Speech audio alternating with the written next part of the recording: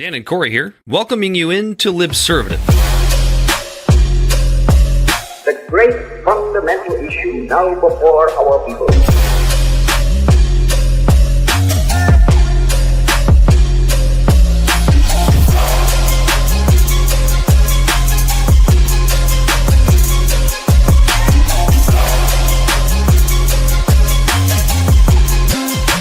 We, the people, cannot turn back. Yeah, welcome in to another rousing rendition of Libservative, intellectual idiots fostering political and cultural literacy, and the world's smartest internet show. Bell the Body Snatcher on the ones and twos, and he, as always, is Corey Walsh. And he's Dan Griffin. Sorry, I had some beer go down the wrong pipe there. We might have a little bit of an abbreviated show. Corey and I are both vastly underprepared for this evening's festivities. However, there's a lot to talk about. Corey has no notes, and we're going to see how that goes. I think it goes better, honestly. I'm not trying to butt my shit into the show. I'm just riding on your coattails, buddy. I'm just bending you over and riding on you like a saddle, like a horse. We haven't given the people a lot of midterm talk. We're going to have some fun with that tonight because, honestly, I think there's some interesting shit happening. We did talk, obviously, about the horrible defeat of Thomas Massie from the by the Zionist donors and what exactly that means. And, honestly, it kind of brought me down a bit of a rabbit hole as far as not necessarily where the Israeli lobby money is going, because we kind of know the answer to that question for the most part, but more what the exit polling about the youth vote told us. I think there's a couple more interesting races going on out there. Obviously, we've got the big primary in Texas that was won by Ken Paxton, the gentleman who was impeached in 2023 and seems to be a bit of a fraud. But his opponent, James Talarico, who for all intents and purposes is mostly tofu Talarico. Yeah, he's mostly just his response is like, I eat meat. he's mostly just a sort of Mamdani style commie. But there are a lot of those folks that have a chance to make hay in Democratic primaries. I think there's a few reasons for that, but we'll get to that a little bit later on in the show. We're also going to talk about Tulsi Gabbard walking away because we had high hopes, and then we realized why she walked away, which is unfortunately because her husband is ill with cancer. We hope that he recovers. However, I'm not going to let Tulsi Gabbard off the hook for what she became after entering the Trump administration because her husband got sick. That's, from a political perspective, that's not good enough for me. And apparently, the next fun propaganda that's going to be thrown the way of the retarded boomers is that being against AI data centers is woke, gay, and anti-Semitic. Yeah, and it's a liberal agenda, part of the Green New Deal. I don't know if that's been said yet, but you watch. That'll be out next. And it's this is all a part of the Green New Deal scam. But first, and data centers that didn't exist when the Green New Deal was written. But first, let's get to some of the fun opening topics here. Bell, get the Scott Bessent video ready for us, because Scott Bessent, the Treasury Secretary or whatever the hell his title is these days, he's doing God's work. He's out there definitely making sure that your dollar stretches farther. He's certainly trying to get dollars to be backed by something, right? When you say dollars, Dan, you're talking about the individual piece of paper, not the value that it's worth. Yeah, I guess. Yeah, no, he's not doing any of those things. Well, Bell's getting there ready. I also want to mention, here's Bell. He's still out there on the oil tanker. On the oil tanker. Stranded at sea. He's still stranded. He's hoping the deal goes through, but it's not looking good. I'm waiting on the deal. Where'd you get that hat? Did the drone drop that off? Dude, there's like 50 of them on board. Everybody's got them. It's hot out He's here. just pissed. Yeah, he's actually like on a Walmart freighter. He's not on like a tanker. Look in the back; it's a bunch of cargo. Belle, have you been pilfering through all those crates? Are you the reason why my Lodar mosquito killer, Very Ladar successful, very rich. mosquito killer didn't show up yet? I have my own Patriot it's system in the because, mail. It hasn't gotten here yet. It's because there's a fucking they said there might be mines up here somewhere. I don't know. Mimes? You might need a helmet. I don't The ones that know. don't talk? The mimes? Kaboo. The ones that blow up, man. Mimes blow up. You guys start Breaking eating each other news. yet? Donner, party of 5. No, No. Luckily, one we're getting some of that Luckily- good cuisine. We're pretty close to the shore. There's people just throwing it at us. of the crates is full of a bunch of Jack Link's jerky. Throwing live blue crab on the deck there. I like it. Well, let's see what Scott Bessent's up to these days. Look at that Dude, smile. What a piece of shit. He's doing God's work. Go ahead and roll You're that. gay. Go ahead and roll that bell. Yep. How long until we see your signature next to President Trump's face on a $250 bill? Well, again, as Treasury Secretary, I have 2 mandates for U.S. currency. At present, The biggest there's load no that we've living seen. person can be on U.S. currency, and the currency must say, "In God we trust." So right now, there is proposed legislation that in front of the House, in front of the Senate, to change the first requirement so that a living person, Donald J. Trump, could be on the $250 bill. So it's all in the hands of the, it's all up on Capitol Hill. So at Treasury, we prepare things in advance. So we have prepared in advance that if the legislation is passed, but we will stick to the law.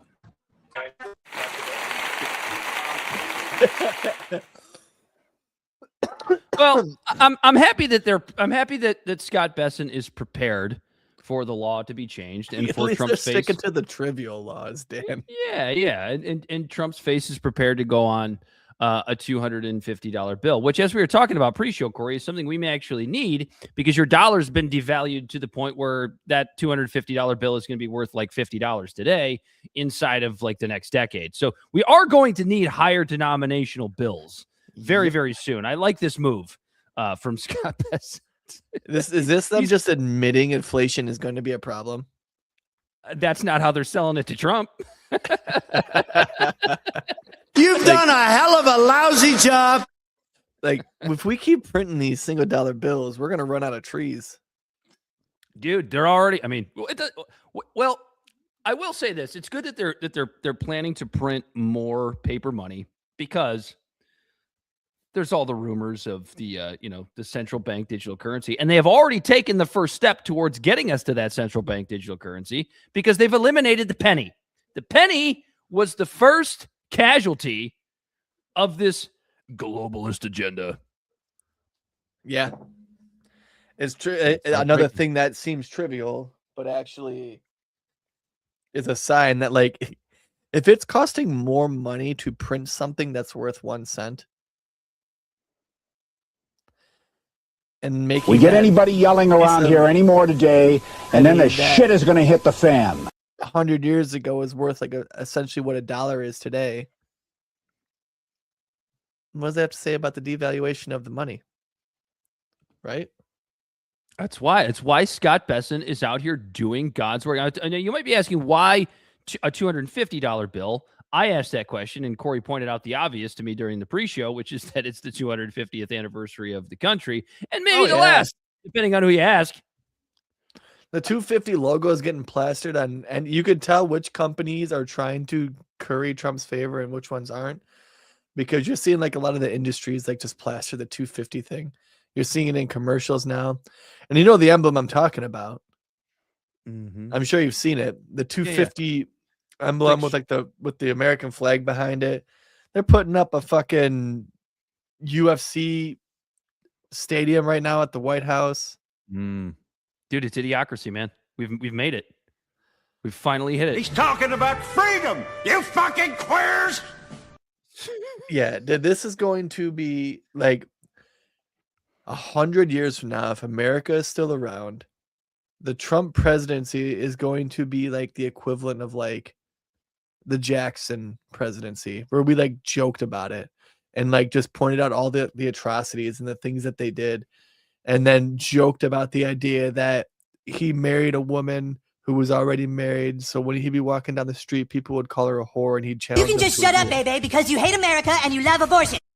And he died with like 8 bullets in him, not all from once. He wasn't 50 Cent or Tupac. 50 Cent's still alive, but like just from random duels, because he'd always let the other person shoot first, and then they'd have to stand there if they wanted to have any honor, and then he could take his time and aim. Or the fact that he had a party and so much cheese. Like this big block of cheese was brought to the White House for the inauguration party, and the White House was just like basically just a fucking flap house for like the first month of his presidency, because everyone was just inside partying. Trump would probably have an IDF soldier fight those duels for him. So you'd bring in an IDF soldier, or he would just recruit one of your kids. Yep. The royal you. Order 66. Absolutely. But it's good to know that Scott Bessent is out here trying to really prepare for that hyperinflation by giving us a $250 bill. Is it commemorative? That's what I don't know. Is it commemorative? Like they're only going to print it for a little while and then stop? Assuming that the law gets changed to where you can put a living person on the bill. But like, why couldn't? So does this not just speak to like how his narcissism? Right, how legitimately narcissistic Trump is, because it's like Trump could like do this and just like put somebody that he likes on the $250 bill, or recommend it. You know, obviously his favorite president, Andrew Jackson, is already on a bill, but so we can't, so it can't be him. But he could pick anybody. I mean, he could pick like Stonewall Jackson, or he could pick like. He doesn't have to be a president. Yeah. Franklin's on the $100 bill, and he was never a president. Just really start some shit and stick Robert E. Lee on the $250 bill, something like that. You could really have a good time with it. I think if he tried to. And it's not green; it's like red, white, and blue. Like it's got like the stars and bars on it, and then it's like the actual Confederacy money. It goes in. It isn't worth shit. Something like that. No, we just said it was going to be potentially, possibly worth that. Corey, you told me about aliens.gov, and I was like really excited to see a government website about UFOs. And then I found out it's just like about illegal aliens and where they are in the country and how much they need to be removed. And I feel like most of the dots show up in blue cities, and almost none of them next to the southern border. Am I wrong about that? Are there some near the southern border? Yeah, there's some. All right. In Texas. Texas actually holds some of the highest. And that's the thing, is like the red states actually worked with the Trump administration. So they did have more success. All right, hold on. Before you finish there, Bell just updated the $250 bill will be commemorative. So at least there's that. At least it's not that means I got to get one. So in other words, it's just another Trump grift.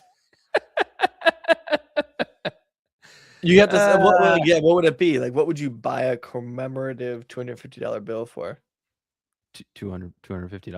I would like imagine. That's it. Like I can just go to the bank and go, I demand a $250 bill. The banks are just gonna have to stock those now. I mean, I guess they got a bunch of space for all the pennies they're not using. They do commemorative money every year. Yeah, we've seen them. There's like the Sacagawea coins. Right, but they also do the same coin. Like they'll do Morgan dollars every single year, but the ones you get from 1887 are obviously worth more. But who knows? In 20 years, somebody might really be on the lookout for a Trump $250 bill. You never know. I'd rather see JD. 20 years, all his supporters will be dead. Exactly. I mean, there's people that look for Hitler memorabilia. There's people that look for Nazi coins right now and Nazi money. Yeah. museums, and people who actually medals. collect coins. Yeah, No, people, Not just them. just regular people.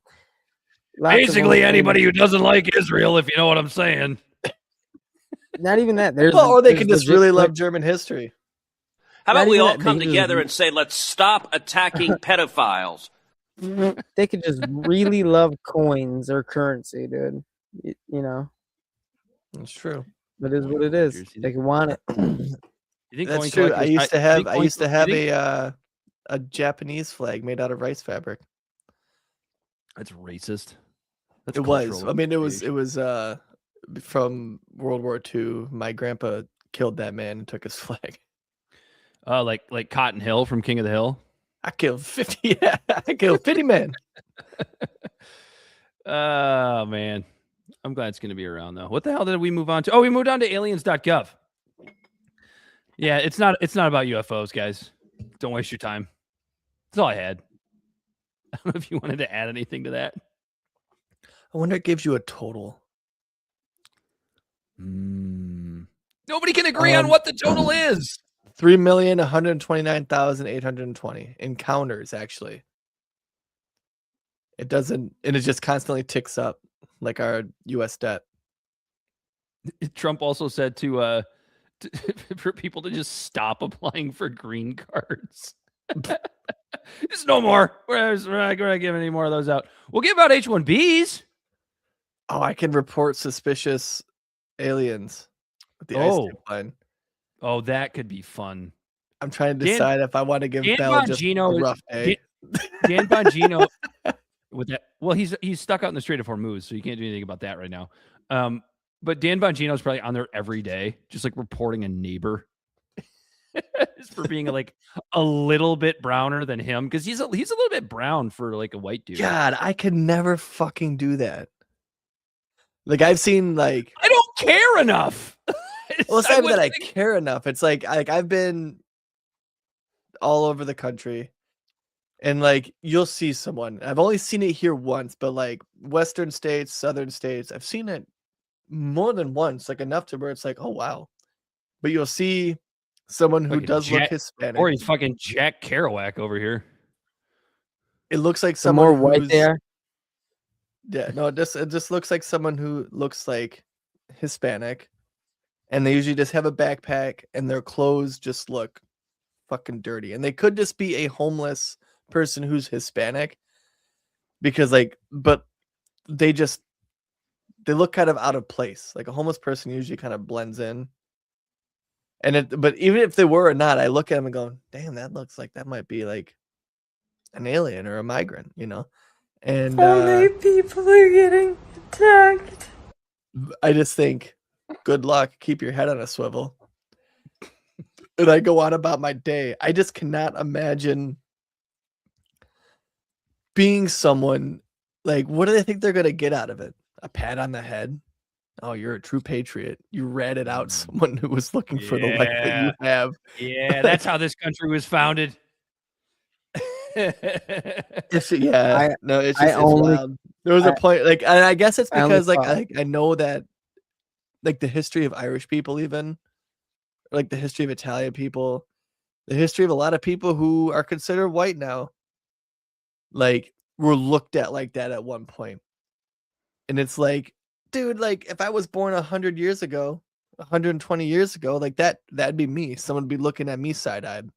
You There'd trust be your mother every night restaurants, to fix your stores, hot pockets and make and sure your things like Game that Boy that is would turned have on. signs that say help wanted, no Irish, no blacks. that's like why I only call ice on pale people. Just call ice on the ginger down the street. Whose family's been here for fucking 100 years. I just have a hunch. I mean, look at Canelo Alvarez. There's some ginger Hispanic folks out there. There's also ginger Hispanic. and never Arabic know. people. Yeah, there's I would feel bad if I did that. I would feel bad, but like no, fuck that. I would never You do know? that. Those are people who would be calling like the guy. they're the ones that are really loving Israel right now, but would be calling the government about the main ethnic majority of Israel in Germany in 1940. Yeah, Just I'm talking about fucking the sheep, people that man, ride just around fucking with Confederate lemmings. flags on their Those trucks. people, yeah, those people. No, I don't even feel like people with like rebel flags and stuff are calling as much. Like I just think it's these Republican wine moms, like because a lot of those people are like blue collar workers, and so they're hand in hand with Mexicans. Well, have you ever noticed how the folks that freak out the most about immigration, and listen, like I get it. The border was a sieve for a while. Like I understand like the Yeah, I can be all about basic securing concern. my borders, and Wait a minute. also Wait a minute. Have you ever noticed how the folks that freak out the most about it are the people that live like almost nowhere near immigrants? Like it's people in rural Texas. They're like, yeah, man, that browning of America is a huge problem. And it's like you look around, they look around them. It's like all white people, maybe a couple black dudes sprinkled in here and there from the South or whatever. And then I Texas, don't know. no, it's probably mostly Hispanic. Well, I'm talking like up in the Panhandle, Oklahoma. A lot of the Hispanic people lived in Texas before America was America. You know what I mean? Like the American. Let me give you another example. Then let's say like Omaha, Nebraska, or somewhere in the middle of Tennessee. Yeah, they don't live around these immigrants. Like it's like we talk about Dearborn, Michigan all the time on this show when people start like shouting off a bunch of xenophobic bullshit. And it's like, we live right next to Dearborn. Are there a lot of Arabic people in Dearborn? Yeah. Yes. There's Are there a lot of Muslims in Dearborn? Yes. Do they sell pork in Dearborn? Yes. Nope, Are there not really. strip clubs? It's hard to find. There's McDonald's, there's fast food places all over the place that will sell you pork. However, nobody that lives around There's also Dearborn, strip clubs. Nobody and like smoke us. shops. Do you like nobody that lives around Dearborn is like, it's a real problem over there. Well, there is it's a real problem going on down there in Dearborn. The Facebook comments. Yeah, that is not real life. Twitter is closer to real life than Facebook is because it's mostly boomers. Okay. Bell knows a guy. No. Citizens should have life alert. Steve knows him too. Yeah, he posts on Facebook all the time about it. He's actually pretty liberal, but he doesn't like the prayer call. He doesn't like the dirt at all. If it's just a prayer call, I don't think that's xenophobic. That's a war cry.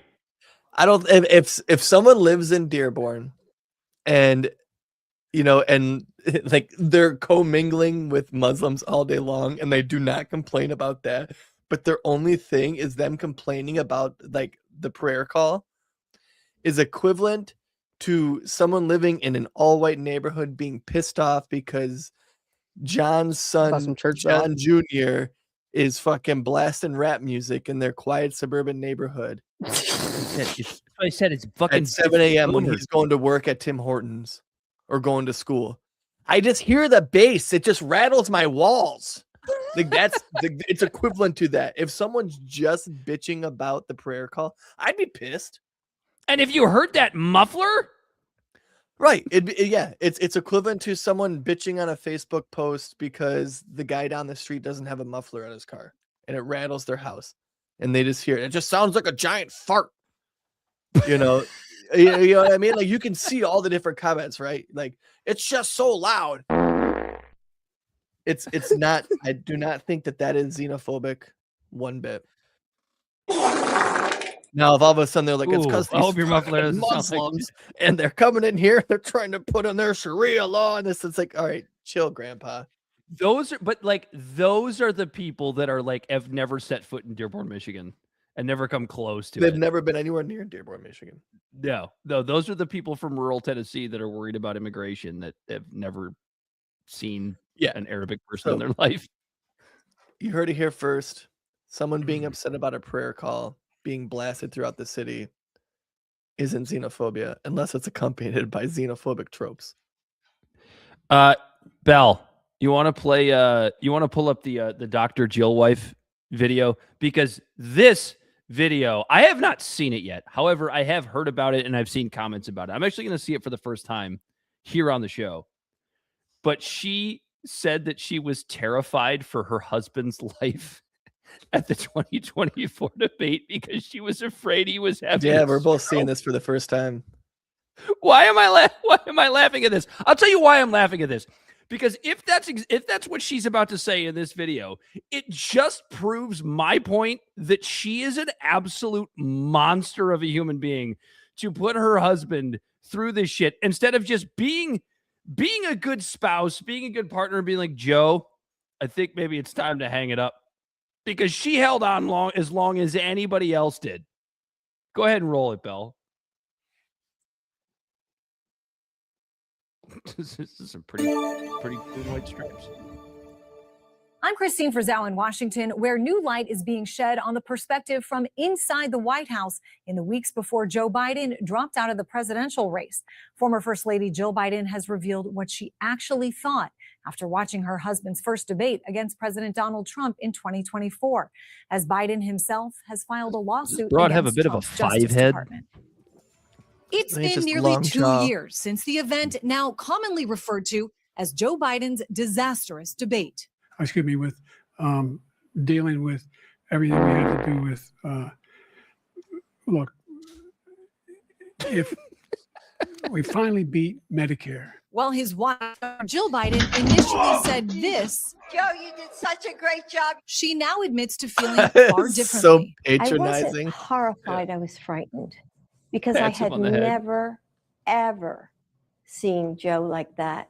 What happened? I don't know what happened. Ew, I mean, gross. as I watched it, I thought, oh my God, he's having a stroke. The cognitive health of the 46th president took center stage of the 2024 presidential Just election, panic. which 3 weeks later, Biden dropped out of. A 2023 investigation into Biden's handling of classified documents conducted by special counsel Robert Hur found no criminal wrongdoing, but characterized Biden as, quote, a sympathetic, Everything is awesome. with a poor memory. I had to consider the president's memory and overall mental state and how a jury likely would perceive his memory and mental state in a criminal trial. The Justice Department last year releasing that audio, recently announcing it would also release audio from recorded interviews Biden did with his ghostwriter while out of office, working on a memoir, which the Justice Department obtained as part of the special counsel investigation. President Biden now suing the DOJ to block the release of, quote, President Joe Biden's Biden's brain. private information. Information the department has long maintained is exempt from disclosure under the Freedom of Information Act. I think for a former president of the United States or for a vice president to say that they have conversations with a ghostwriter and they're private, I think that's an uphill legal battle. Congress has broad leeway to ask for, recordings or things that they want to ask about. Many more of Jill Biden's thoughts from her time as First Lady will be laid bare in her new book, View from the East Wing. which Oh, comes I out can't wait to next buy that week. one. Oh my I'm God. Christine Dude, I think Frizzell this just reporting. adds to, dude, this just adds to her being a fucking monster. Yeah, she goes She up. She sat goes, there pretending because Biden was still cognizant enough. yeah, that's not a word, that but yeah, She was, what'd you say? that's not a word, but yeah. Cognitive? Oh, I thought you said Cognizant? cognitant. No, cognitive enough. Cognizant. Maybe I did say it combining. Or as cognizant Joe, and or as cognitive. Joe Scarborough would say, cogent. Right. That she just kept it moving along, but then now that his brain is probably such Swiss cheese that she goes, fucking might as well It's just release bullshit. a book before he dies. Well, it's still prominent. Yeah, she goes on CBS Sunday morning to talk about how she was so afraid that her husband was having a stroke during the debate. Then she comes out and pats him on the head and said, "You did such a good job, Joe." You did And now such a good job, Joe. Did And you now remember she- when we saw that live and we were like, what the fuck? my jaw was on the floor that entire debate. Yep. Like, I expected it to be bad, but I don't think anybody expected it to be that bad. But then she goes on this show, talk about how she feared for her husband's life during the middle of this debate. And then you find out, oh, by the way, she's selling a book. Go fuck yourself, bitch. Yeah, Go it was so bad, dude. Like let's look back at that. Biden's presidency and the ensuing shit show of a campaign by his vice president led us to a majority of Americans go, fuck it, I guess we'll give the orange guy another shot. I guess we'll give the orange guy another shot. How much worse can it be? And we're finding out that it can in fact be worse. Slowly but surely, we are finding out. What a performance by Dr. Jill Wife, though. I mean, honestly, can we get a round of applause? Yes, for Dr. Jill Wife. What do you think what Biden's doing now? My 67 Corvette. he's just out there just rubbing it. Like he thinks he's waxing it, but he's really out there still. He's still out there on the campaign trail. So if you have a problem figuring out whether you're for me or Trump, then you ain't black. Dude, that guy's sucking on an ice cream cone somewhere. Not licking it, sucking on it. You're right. He's sucking on it. I got his whole mouth is around it. He can't feel his mouth anymore. Yeah, go to church. Find Jesus. Kamala's got some advice for Dr. Jill Wife right now, actually. They insult us in an attempt to gaslight us, and we will not stand for it. God, that voice. We have to stay woke.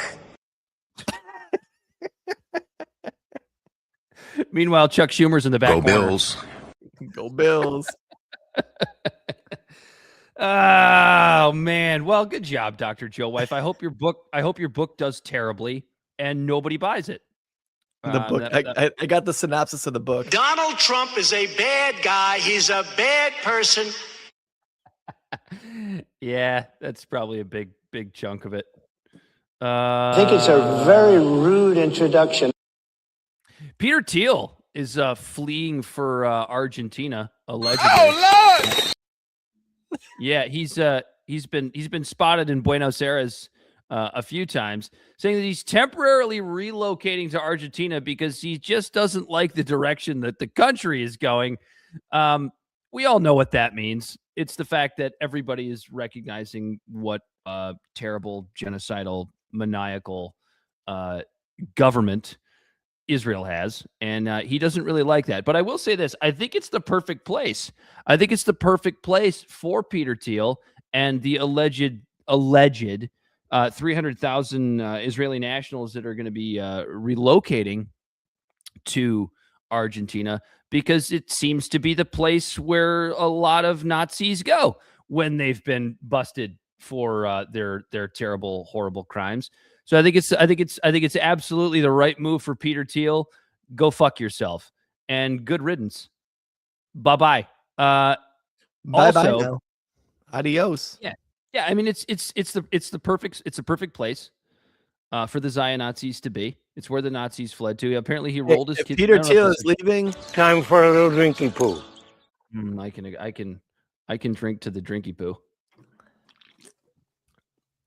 Well, I mean, we all know what it means. I think he sees the writing on the wall when it comes to the midterms and 2028. And I'm not going to sit here and pretend like Democrats are going to fucking come in and save the world. We all know that's not true.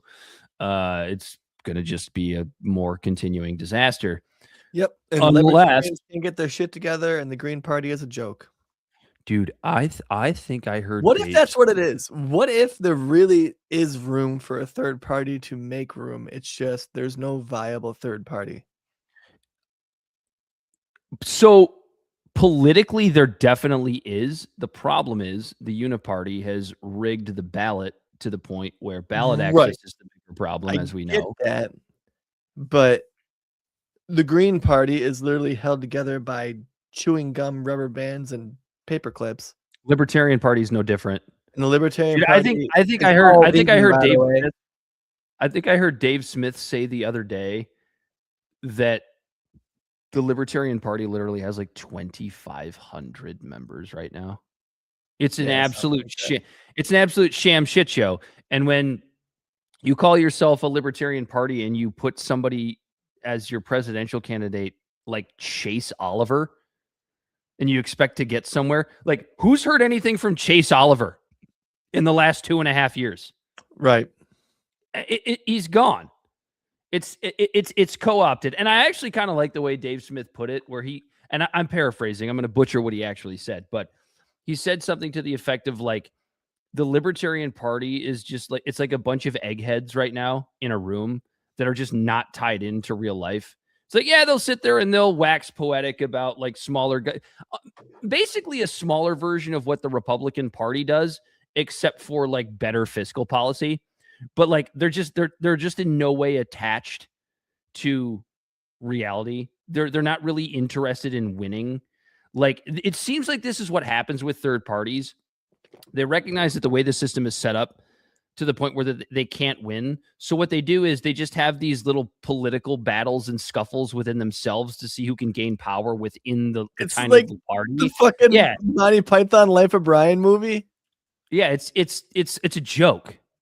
That's why third parties are a joke. Are you trying to find it? Yeah. I didn't think we had intended to talk about third parties tonight because they can't win. They don't win. They won't win. But I will say this. I think we might have been duped a little bit here by Javier Milei, Corey. I think that might have been a little bit of a dupe. I thought that as soon as he decided to take a bailout from the American government, and then their inflation just went through the roof again. And it was like, oh, surprise, you just doubled the monetary like supply, and then you had inflation. Crazy. Well, the conspiracy theory is that Peter Thiel's moving down there because the Argentinian government took a bunch of money to improve their infrastructure to make room for their little agenda down there, the power brokers of the world. Did you find the video you were looking for? Oh no, don't worry about it. That was just me. I'm just catching myself from going off on a tangent. Okay, that's fine. That's all I had. Good riddance, Peter Thiel. Nobody wants you here anyway. Shall we discuss then, since we're on it, these midterm elections a little bit here? Because what I find interesting is the fact that just like what happened with Thomas Massie, you still have Trump-endorsed candidates winning these Republican primaries. I don't think that's entirely surprising. We all know who votes in primaries. It's retarded Fox News watching boomers. And it's not like the alternatives in these primaries are Thomas Massie. Okay. These alternatives are John Cornyn, who lost to what's his nuts, that Paxton fella that got impeached. Paxton. Yeah. So what I would say about John Cornyn is this, and I don't know a whole lot about that race, but what I've heard stated more than a few times following John Cornyn's loss, who was the incumbent in Texas, is that John Cornyn is a guy that you could count on to stick to his principles. Now, when I say his principles, that doesn't mean I share those principles. It just means whatever you thought you were going to get out of John Cornyn when you voted for him is basically what you got.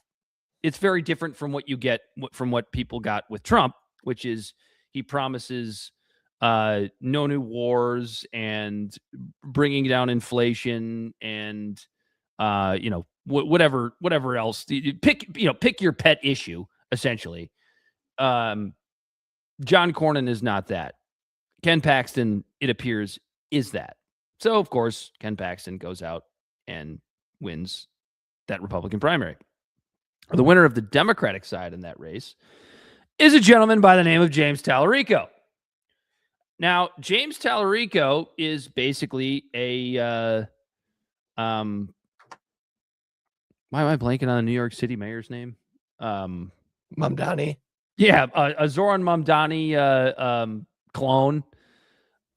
Basically a Democratic socialist, whatever the hell that actually even means anymore. Certainly doesn't mean what Bernie Sanders said it meant anymore. However, there are a lot of these candidates gaining a shit ton of traction inside of these Democratic primaries. We have another big race for the Senate here in our own home state of Michigan with Abdul al-Sayed being essentially that guy, the Mamdani style democratic socialist. And he's doing very, very well in the polling. And now, why is he doing well in the polling? It's because he's doing the same thing Zoran Mamdani did, dude. He's talking about how he's not taking any money from AIPAC. He's talking about how his constituents matter more to him than whether or not there's an overload of anti-Semitism inside the Democratic Party. He's saying the right things. Will he govern the right way? I seriously doubt it. I feel like he'd be like an AOC. Once he's in, he just falls into the fold. That could be, and even if he's not, he'll just, he'll fall further to the sort of what's the word I'm looking for? The progressive left. Now, here's the thing. Democrats in the position that we don't. I wouldn't say we would have. I don't even say we have a progressive left. We are such a fucking privileged country that even when it's like an absolute shit show here, the progressive left is still trenched in identity politics. Right. So what Zoran Mamdani did and what Abdul al-Sayed is doing is that they're really leaning into the more populist side of the progressive movement. Would you agree with that? Yeah, I would. That's what got Zoran Mamdani the victory. Like, it is something like I've said. If I've said it once, I've said it 1,000 times. I don't think Mamdani is going to do good things for New York. He's already lying to his constituents. He's already saying that he balanced the budget when he got, a multi-million-dollar bailout from Albany, and basically fixed the Excel spreadsheet, because he's not a stupid guy, but fixed the Excel spreadsheet to the point where it stopped screaming at him. A kick the can down the road type of situation. We'll see where it goes. I don't think it's going to be good for New Yorkers. However, Abdul al-Sayed is running on the same type of platform, and he has a real chance to beat Haley Stevens and what's the other dumb broad's name? Jocelyn Benson. No, Jocelyn. No, she's running for Senate, right? She's running for governor. Okay. What the hell is that broad's name? Oh, Sayed's running for Senate. No, yeah, Mallory McMorrow. So Haley Stevens is obviously the sort of AIPAC-driven, normie Democrat candidate. Al-Sayed is the progressive candidate, and Mallory McMorrow kind of falls somewhere in the middle. But the problem Mallory McMorrow has is she will say things like, I think the Democratic Party has a anti-Semitism problem. I bet you if you asked her, like Zoran Mamdani was asked in his mayoral debate, which country are you going to go to? I think she might say Israel. And Abdul al-Sayed would say the smart thing, which would be like, I'll stay right here in the state of Michigan and help my constituents. So like this left populism from a political perspective is working. It's working. If James Talarico can go out and win, if Graham Plattner can go out and win in Maine in his primary, and if Abdul al-Sayed can come out and win in Michigan, which he's got a very, very good chance to do. Our primary, I believe, is August something, first week of August. So we'll see where that one goes. But what's going to be interesting is if these candidates all win. We've already got Plattner, we've already got Talarico, and we might have Abdul al-Sayed. Is what do these guys do in that general election? I'm gonna be glued to my TV set on midterm election night, because I am super interested. Because if the Thomas Massey election shows us anything, the youth is going to go out and vote for candidates like al-Sayed, Talarico, and Plattner. And the boomers are obviously going to vote the other direction. Yeah. What's interesting is, or what's going to decide this is, A, the youth vote, because it's really tough to get the youth out to vote in midterms. We know that's true. But also, where do the independents go? Because Trump is dying when it comes to independents. Mm-hmm. So how are you going to get independents to get out and vote for the candidates that he backed. And by the way, you have Donald Trump was it today or yesterday, essentially saying, I don't care about the midterms. And to be honest, why should he? He's a lame duck president. He'll have some if Democrats take the House, which they should at this point, and the Senate, which is looking a little bit more likely than maybe it was a few months ago. Definitely not set in stone. Now he's got something to blame all the roadblocks on. He's already gotten all the grifty, corrupt shit done that he wants to get done. I'm sure there's probably more, but I think he'd probably settle for what he has. So I don't know. I've been going for a while here, Corey. I don't know if you have anything to add to any of that. No, you're absolutely right about like the grifty part. Like his son Eric Trump Jr. just married Jeffrey Epstein's banker's daughter, I believe is what it is. They'll double check and fact check me on that. But yeah, it's gonna be a lame duck. And then he's gonna be able to blame the Democrats for not getting anything done because he spent the whole first 2 years just enriching himself. I wouldn't be surprised if secretly he's like rooting for Democrats to take the House and Senate because it gives him a backstop. Yeah, it gives him a backstop. And I'll tell you exactly who's rooting for it. That's Jay Vance. I'll tell you who's really rooting for it. Actually, now that you're talking about it, is Trump probably is rooting for it because if Democrats get in power, they're going to do a War Powers Act. And then he has to leave Iran because he wants to leave Iran. He doesn't have to take the L. He doesn't have to take the L. Yeah, that's a good point. I didn't think about that. I didn't think about that side of it.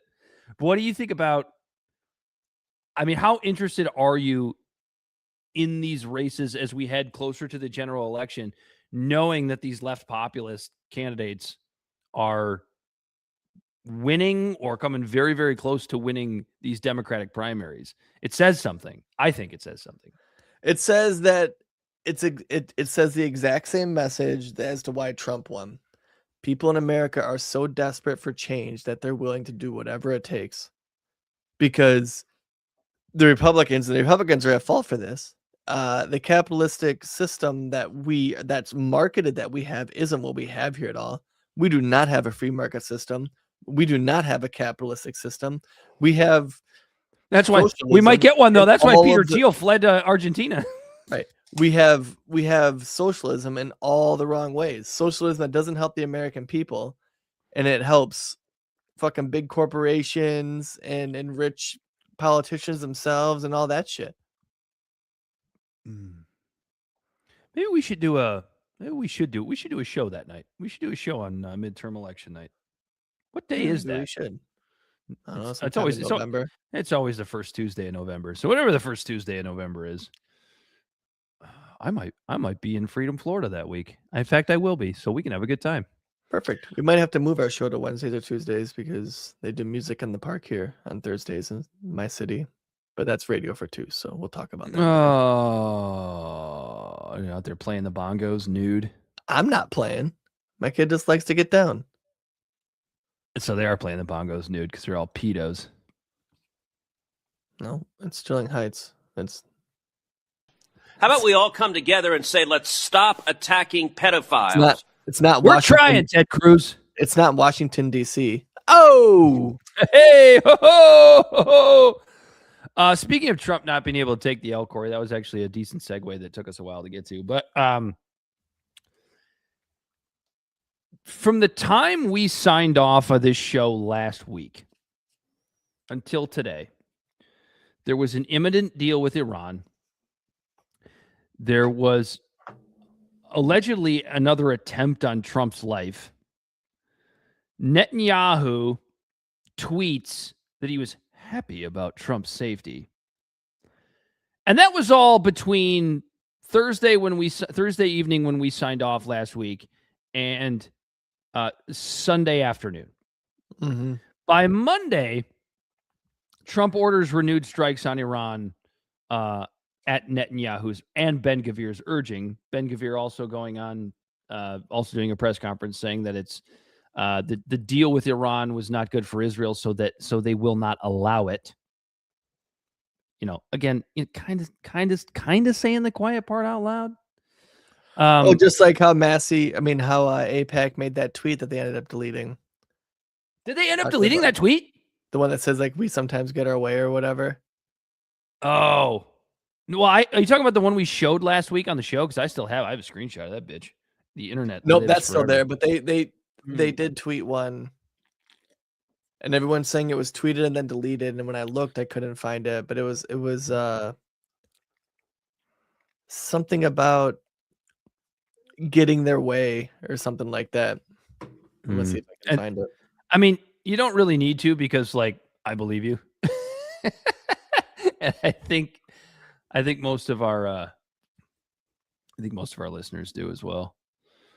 But anyway, there's this wonderful Iran deal. It was ready to go through, and it seems like every time Trump not only says that there's a deal coming through, but you actually kind of get the feeling coming out of the administration that it's real. Give it 48 hours and it's been sabotaged somehow. Mm-hmm. Give it 48 hours and there's more bombing, there's more death. But people will buy it because Trump told Netanyahu to get fucked once. Yeah, that didn't last very long, did it? No.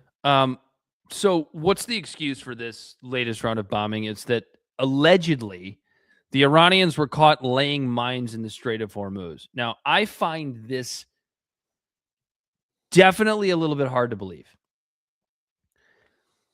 Because if you're watching something other than Jesse Waters and Sean Hannity, you would know that the Iranians were still pumping oil through the strait this entire time, just not to the United States and not allowing any of the United States or the United States-backed allies to go through. They were still selling oil to China and others. Why would you lay mines in your cash cow? Everybody knows that the strait is the cash cow for the Iranians. It's kind of the biggest. They're making more money now than they ever have. Yeah, it's kind of the biggest bargaining chip they have, right? So I got to tell you, I don't really believe that. 2 days before that, there was an imminent deal. It was ready to go through. Iran's been allowing ships through to basically anybody who's willing to pay that isn't one of the IRGC nations or the United States. And then you have another sneak attack in the middle of negotiations. If I'm Iran or any other country, how many times, and I'm not saying the Iranians aren't doing this, they're not stupid people, but how many times before you go, oh, the United States is in negotiations with us, better watch out for those bombs. Right. Because they're coming. They're coming from one direction or another. What is it? Is this the fourth time? Yeah. This is the fourth time that in the middle of negotiations, and particularly when you're getting towards a quote-unquote imminent deal, all of a sudden, bombs start flying again. Right. And then, here's the thing, right? Is like, there's going to be a swath of Americans that buy that. It was a defensive strike. They had to. Like, yeah, but do you think that the Iranians are going to buy that? Well, not to mention, I hate the term it's strike because it's an oxymoron. It doesn't. It's an offensive strike. That's what a strike is by definition. Yeah, there's no such thing as a defensive strike. It's an offensive strike. Yeah, if you're striking first, that's offensive, and it's offensive. By the way. And so, like, that kind of ties us back in. Good wordplay, Dan. Yeah. You see what I did there? Yeah. Yeah, go to church. Find Jesus. And so that kind of swings it back around to these elections, and from a strategic standpoint, Corey, I think your point about Trump secretly rooting for Democrats to win makes complete sense, because Trump's biggest problem is that he cannot He just cannot take a loss. Because what did he do this time? And so, like, if Democrats win, it can be the Democrats' fault that we get out, the Democrats in Congress's fault that we get out of Iran. It can be their fault, right? So what did he do this time? First, the reason everybody thought that this latest quote unquote imminent deal was like maybe a real thing was the way that Trump worded it. Because when it comes to Trump, his wording is kind of everything, right? So the way that he put it was he didn't try to embarrass the Iranians. He didn't try like he does in like every other time that he talks about a deal. And that was kind of the biggest thing where people were like, that's different. That's something that we haven't seen from Trump yet when it comes to these negotiations. And so 2 days later, all of a sudden, well, now everybody's got to join the Abraham Accords. And even the IRGC countries are like, yeah, dude, we're not doing that. Right. You know what I mean, yeah, you're going to get the Iranians to join the Abraham Accords. Like, you had a deal, but you had to like really get some sort of weird win for yourself. And I kind of understand why he did it based on what we know about how the Israelis feel about this war ending. If I can get the Iranians and the IRGC countries to join the Abraham Accords, that gives something pretty big to Israel over here on the side, right?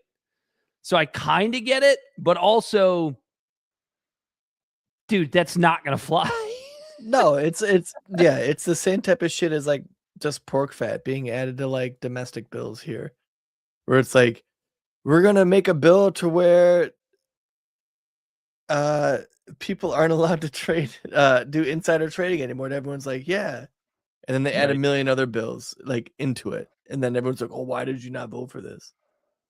Why didn't you go for this? It's because you're trying to make the whole Middle East like Trump started this war. And then in the midst of doing so, he made Iran like basically like the fourth global power in the world. Mm-hmm. And now to end that war, he is going to in turn to try to make Israel the fourth global power by the Abraham Accords with their right to exist and all this shit. Like, no, like the playing cards are in Iran's hands. That's why it's a stupid war to get into. Mm-hmm. You're not gonna. I do have actual audio from Benjamin Netanyahu though, and he talked to Trump on the phone. I never had such a great assistant. I'm gonna call you the Goy Wonder. That's what he says to Trump. All the time, buddy.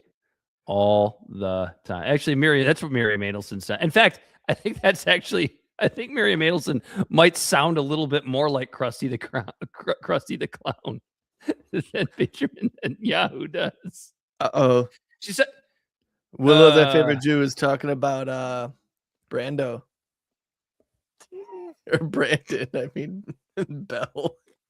This doofus thinks he's someone with the mic shoved up his ass. What do you have to say for yourself? You're over here talking to a guy who's stuck on the fucking Strait of Hormuz right now.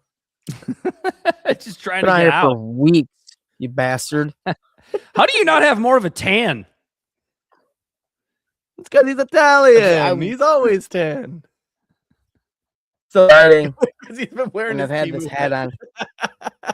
Go outside, nerd. Get out. Go. I ain't got time to be distracted by your worthless chime-ins. Go on. All right, let us know if there's any updates, Bell. Yeah. Anyway, it's just another disaster. And like, this was like the first time where I was like, oh man, this Trump might actually find a way out of this. But he just had to not only kowtow to the Israelis one more time, but also the dude just doesn't know how to take a loss.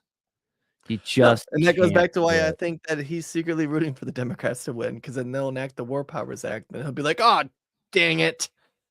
I guess I have to come home." It's these radical left Democrats. Sorry, Bibi, there's nothing I can do for you. You're gonna have to pound my ass harder next time. Shut up, bitch! actual audio from Bibi Netanyahu. Sounds weirdly like in the Barack. Oval Weird. Office talking to Trump. And then Trump's responding this way. Yes.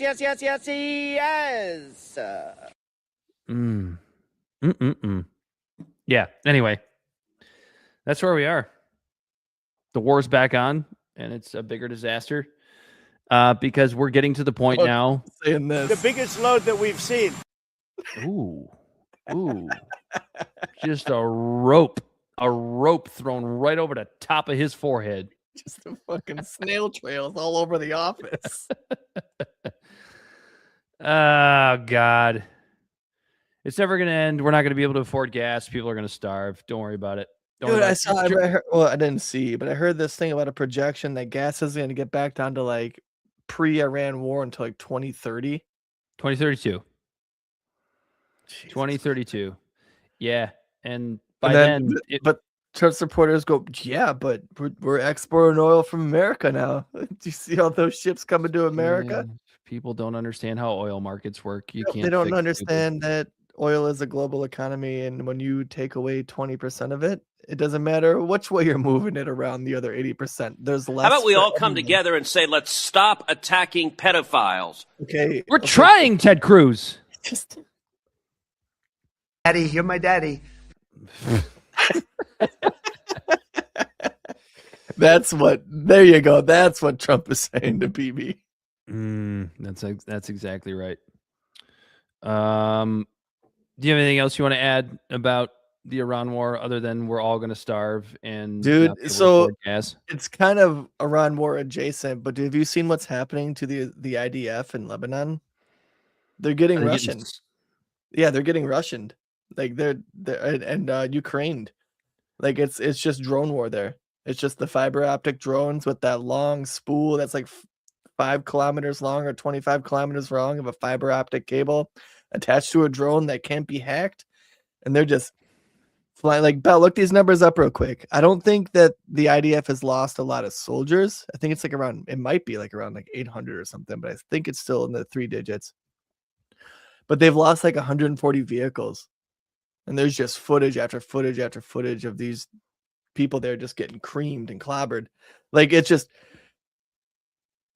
almost like drones, like when it comes to conventional warfare, are just completely nixing a $1.5 trillion budget that is being proposed in our government right now, where we're not raising taxes for it, so we're just going to print more money, and then we're going to be like, oh, there's inflation. Luckily, we got these $250 bills that you can use to fill up your gas tank. Well, it was all those vehicles. I was gonna say it was all those vehicles you mentioned, plus 21 Merkava main battle tanks in a single day. Just from drones. It's drones. Nasty, dude. War is completely different now. You go look up pictures of Ukraine, all like in the cities and like in different areas. It just looks like fishing wire, just all over everywhere.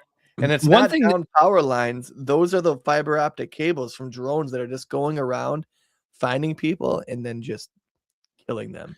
Well, and I also post the videos online, and all you see is there's just hundreds and hundreds of videos of you seeing somebody walking with their rifle, regular old battalion, and then all of a sudden they hear the thing kick on, the dive bomb, and they hear it, bzzz, and you see them look up and they try to run between some trees or dive under a car or something, and the camera is like right on their ass or right on their boots, and then the video goes dark because it fucking blew up.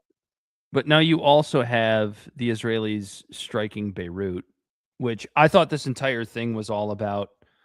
Oh, we're just going to we need a little buffer zone. We need a little buffer zone in southern Lebanon to protect our right to exist or some bullshit. And yeah, that's what the Nazis did.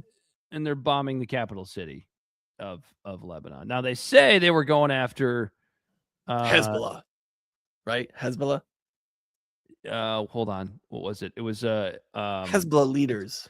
The target of the Israeli strike in South Beirut was Ali El Husseini, commander of the IRGC QF's Imam Hossein Division missile unit. So yeah, of course, it's the same excuse It's the same excuse that they But was he wearing a used press in vest? Gaza. No clue. I don't know the answer to that question. I just made that up just because Israel likes to also kill Do you a like lot kill of journalists. Yeah, that's one of their favorite things. Yeah, go to church. Find Jesus.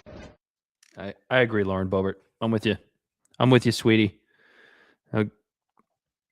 If I was a single man, I'd take an over the pants hand job from you in a theater somewhere.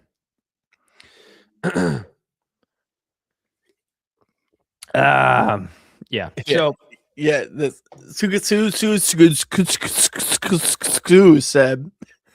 these Twitch names. I don't mean to feel like a boomer, dude, but these Twitch names. These names just don't make sense. I can't even pronounce that. No, this name looks like a frustration. Like this guy probably picked he probably had like 4 or 5 like cool ass names. He's like, oh yeah, I'm gonna use that, and then it just says username taken. He's like, fuck. All right, well, I got this one, and then typed in another one, and then it said username taken. So he just went, fuck it. Anyway, he or she, don't want to assume any genders here, says that the IDF is crying and leaving because they are dying from drones. Yeah, we were just talking about that a few minutes ago. Yeah. No, the battlefield of Ukraine and Russia, I feel like any country that wants to try to commit any conventional war should take note, because that's the battlefield as of 2026. You can't hold territory unless you have a metal igloo that you bring with you that you can bury underground, because drones are just going to constantly just a metal igloo is actually where Bell will be doing the show from next week. You stay tuned. he's gonna find a picture of a metal igloo and actually we're gonna send him over the ice wall because the Earth is flat.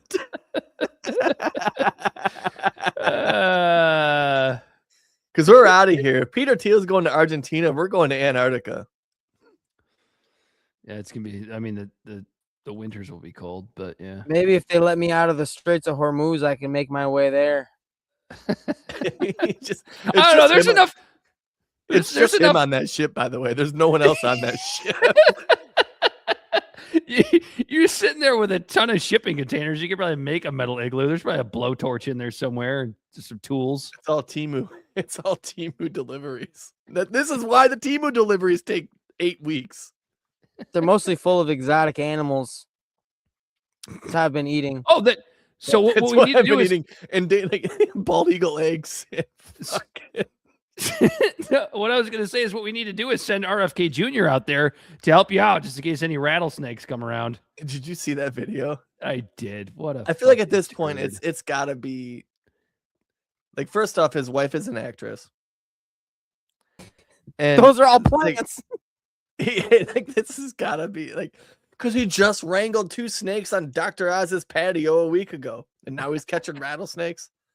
I mean, he definitely looked like he knew what he was doing. My ass, after this last weekend, as much as I thought that I could like handle animals, after this weekend, I ain't no Steve Irwin. I mean, I am actually. I would die. What a man Steve Irwin did. I would probably end up taking a stingray kill. It'd be like one of 7 people in the last 100 years.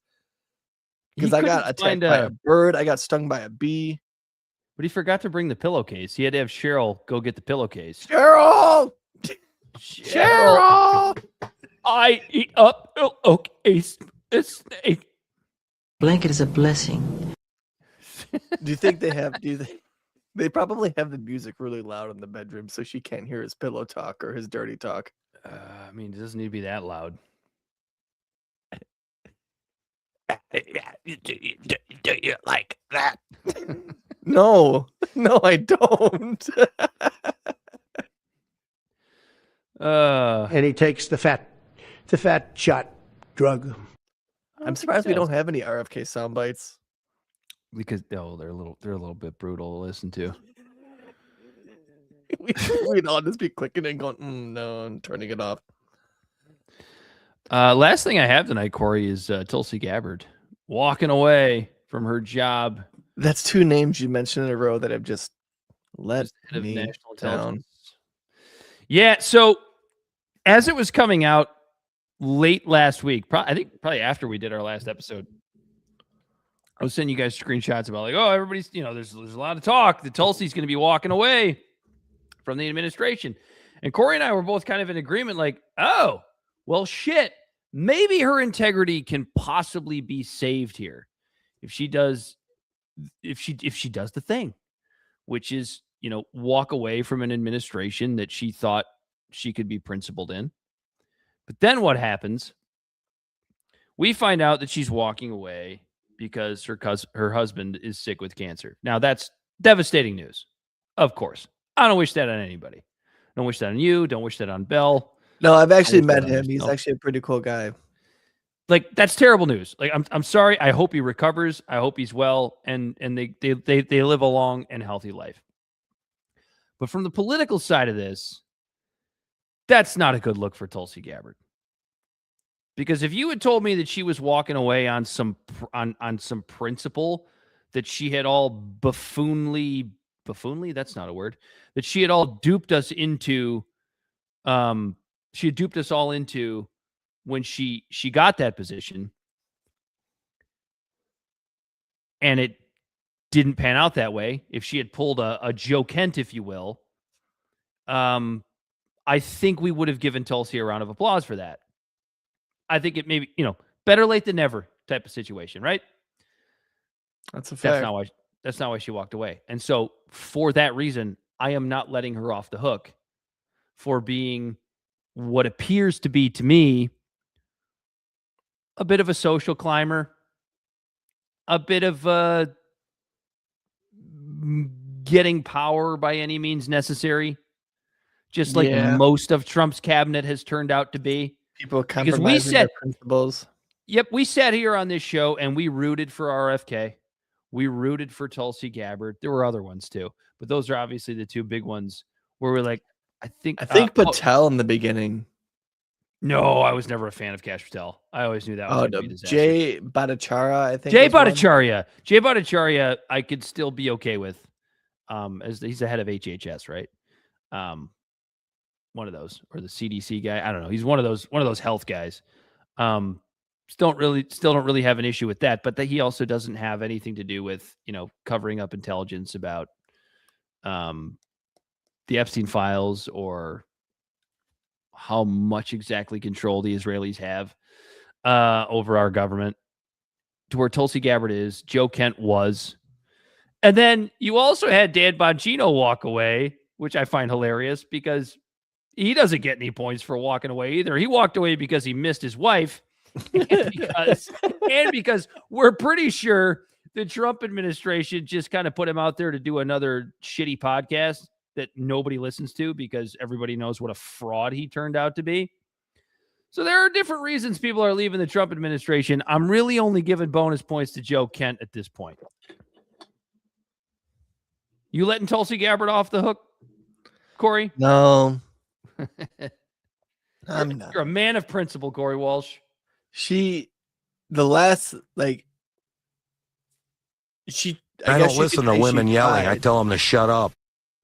Like, she did the whole thing talking about Iran not being a threat.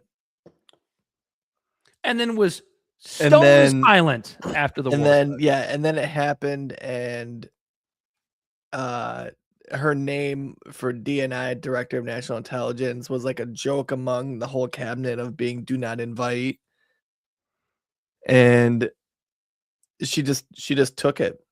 Completely compromised on her values and took it, and then did the president's bidding with this whole bullshit 2020 election stolen thing. Because Trump can't take a loss. It had to be stolen from him. I'm with you, my friend. So yeah, that's what I'm at with that. I hope Tulsi Gabbard's husband recovers. We're rooting for him. I don't want anything bad to happen to him. But we can also not let Tulsi Gabbard off the hook here. I hope that he does. I hope that he comes back from this. Like, the guy was super cool. He was very nice. I met when I was campaigning, volunteering for her campaign in 2020. Like I said, I met her, I met her mom, met her dad, met her husband, some siblings. It's That was the nail in the coffin for me to never ever trust a politician ever again. The final nail. Yeah, so even Thomas Massey. I'm not gonna let him break my heart. No, it's fair, dude. But I will say this: if there is a situation where a Thomas Massey finds a way to get elected president, or even it doesn't even have to be Thomas Massey, but somebody like Thomas Massey, he goes in and changes everything about himself. I think that's when you know for sure that the president has no control over anything. Yeah. At all. Whatever you want to call it, the deep state, the globalists, whatever it is, whatever the thing is, that thing has control over the Oval Office. It's kind of why I'm rooting for him to actually do it and win. Or he just wouldn't be allowed to win. Okay. Just something kind of fun to discuss before we end the show here. If they spent if the Israel lobby spent $32 million on his primary to be the representative for the 4th district of Kentucky, a place Miriam Adelson has definitely never been. Right? If they're spending $32 million on that little congressional seat that really doesn't affect them at all because he's one vote out of 435. Can you imagine the amount of money? Like, I don't even think I could put my finger on a number for what they would spend if he were I'd be curious to know what the number would be in a presidential primary. And then what would the number be in a general election? Like, how much money would they throw at a Kamala Harris type candidate running against Thomas Massey in a general presidential? Dude, that would be fucking beautiful to see, right? Kamala Harris versus number. Thomas Massey. What a wild number. Boomers' heads would explode. If it was Thomas Massey versus Kamala Harris, they wouldn't know which way was left. It'd probably be for the best. Yeah. Because that's right. We do have to discount them politically going forward. They're lost. They're gone. The boomers are gone. And they're never coming back. Been gone. All right. A little bit of a shorter episode, but you want to get out of here? Unless you have anything else you want to tack on to the end of this? No, I'm good, actually. I got to pee. I like it. I got to pee. I'm almost done with our stuff. And you put socks on before the show started to cover up your cold tootsies? Yeah, I did. That's good. Why is everybody so horny here? Yeah, I ain't showing off my feet, you fucking perverts. Yeah. Well, why don't you tell the people where they can find us, Corey? All right. Libservative Podcast, found on all social media and podcast platforms. Our website is libservativeshow.com. We can be found at Libservative on Facebook, YouTube, and Twitch. Instagram and Twitter at LibservativePod. Our TikTok videos can be found at Libservative Podcast, and you can reach out directly at libservativepod@gmail.com. Subscribe today. For Bell the Body Snatcher on the ones and twos all night, he as always has been Corey Walsh. And he's Dan Griffin. This has been Libservative, intellectual idiots fostering political and cultural literacy, and the world's smartest internet show. And until next time, we are Daddy. You're my daddy. Peace.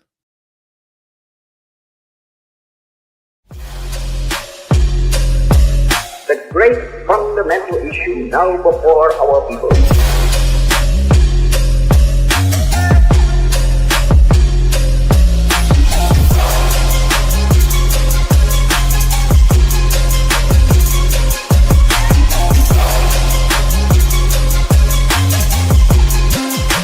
We, the people, cannot turn back.